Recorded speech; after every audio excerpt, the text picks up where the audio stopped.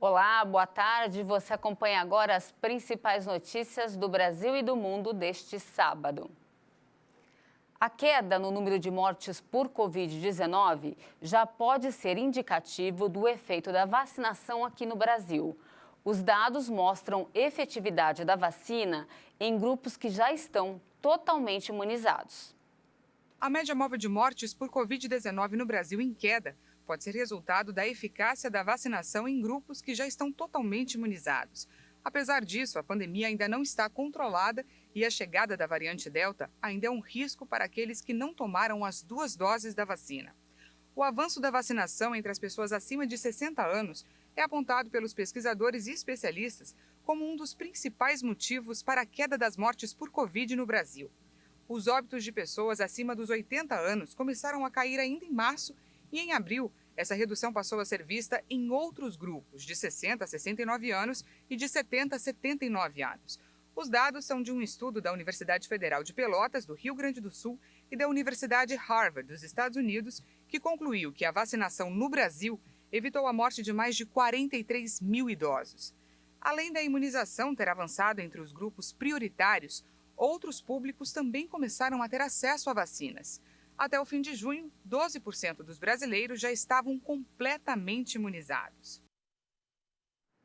E olha, já tem cidade adotando medidas para evitar que as pessoas fiquem escolhendo a vacina que vai tomar contra a Covid. E a punição pode ser voltar para o fim da fila. No estado de São Paulo, pelo menos 5 cidades já adotaram medidas contra quem se recusar a tomar a vacina disponível no posto. Em São Bernardo do Campo, na Grande São Paulo, a pessoa vai voltar para o fim da fila de imunização. Essa pessoa vai ter que assinar um termo de responsabilidade e só vai poder se vacinar após os adultos de 18 anos. Em caso de recusa, 2 funcionários públicos do local podem assinar um termo testemunhando a negativa.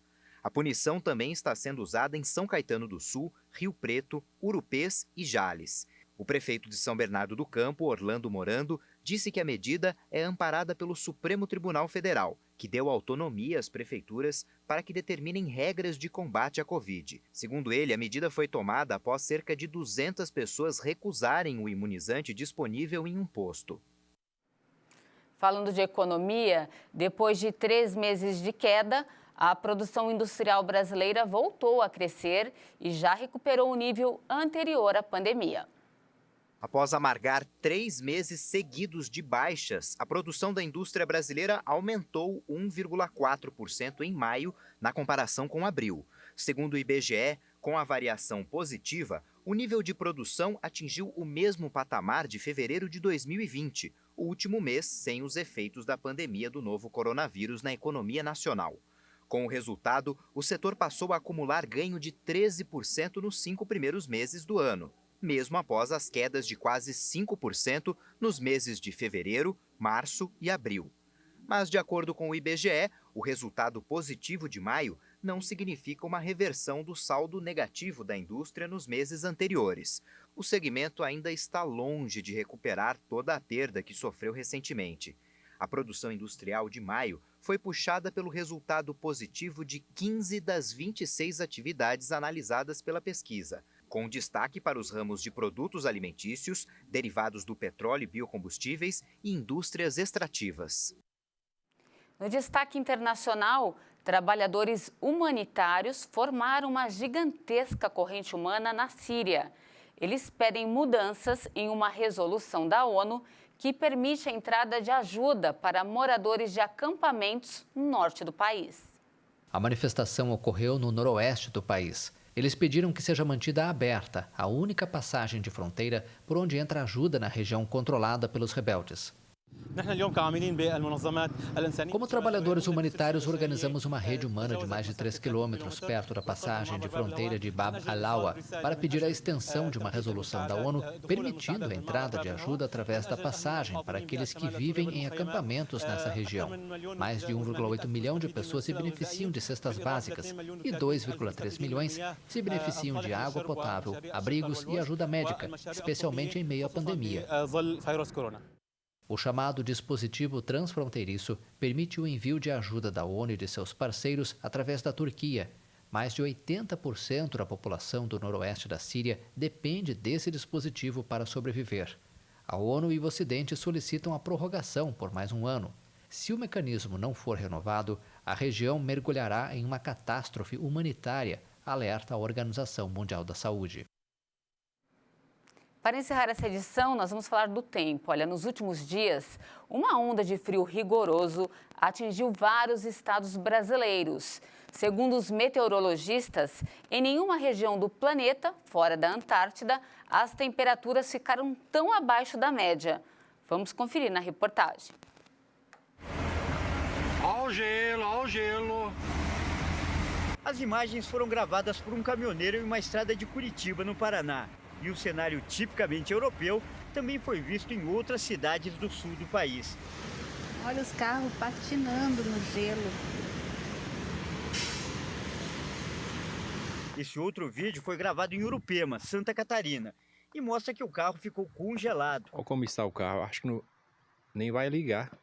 Em São Joaquim, também em Santa Catarina, alguns moradores até se divertiram com a situação e fizeram bonecos de neve. O frio rigoroso também causou perigos. Nessa estrada em Santa Catarina, o gelo no asfalto fez os carros deslizarem e até colidirem. Ai, ai, ai, de novo! Mas foi em São Paulo que a frente fria teve consequências mais graves. Por causa das baixas temperaturas das madrugadas da capital paulista, pelo menos 12 moradores de rua morreram. A temperatura cai muito e a função, inclusive, de enzimas, de fatores de coagulação, tudo isso é prejudicado, né? Então, todas as células do corpo acabam funcionando de forma prejudicada. As células do coração, as células do rim, as células de defesa. Então, muitas vezes, o paciente entra num colapso multiorgânico. Todos os órgãos começam a falhar. E é isso que normalmente causa o óbito desse paciente. O motivo dessa onda de frio que atingiu os estados do sul e do sudeste é uma massa de ar polar que atravessou o país. Os meteorologistas afirmam que a situação é anormal. Para alguns especialistas, inclusive, em nenhum outro lugar fora da Antártida, as temperaturas ficaram tão abaixo da média. Realmente, esse ano as anomalias foram bastante intensas, né? O frio já desde maio, nós já temos ondas de frio, né? Não tão fortes quanto essa que passou essa semana, mas já com anomalias negativas em relação ao próprio período, né? Então, como a gente está tendo essas ondas muito intensas, esse ano, inclusive, está muito semelhante ao ano de 2007, ao começo de 2011, onde ondas também de frio, né? Ondas bastante fortes, atingiram o sul do Brasil, né? Principalmente a Argentina, Uruguai, né? E o Rio Grande do Sul, né? Que são os países e os estados que estão mais ao sul. Quanto mais ao sul, mais intenso essa massa fria atingiu, né? A previsão dos especialistas é que o frio deve continuar, mas a queda nas temperaturas não deve ser tão intensa. Um gelo grosso. O ar mais seco, né? Que essa semana a tendência é o ar mais seco, já tem predomínio de sol, isso então quebra um pouco a massa de ar frio. Então os dias já passam a ser mais aceitáveis, as temperaturas mais amenas, né? O médico afirma que períodos de frio rigoroso como esse requerem alguns cuidados especiais com a saúde. E a preocupação vai desde a escolha da roupa adequada para sair de casa, até estratégias para manter o corpo aquecido. O conselho mais interessante é sair agasalhado e manter-se ativo, né? Fisicamente ativo. Por quê? Porque no frio nós tendemos a ficar um pouquinho mais sedentários, né? E isso dificulta também o funcionamento do organismo. Então, fazer atividade física, fazer caminhadas, mesmo no frio, é extremamente importante. Vai, galera, aí!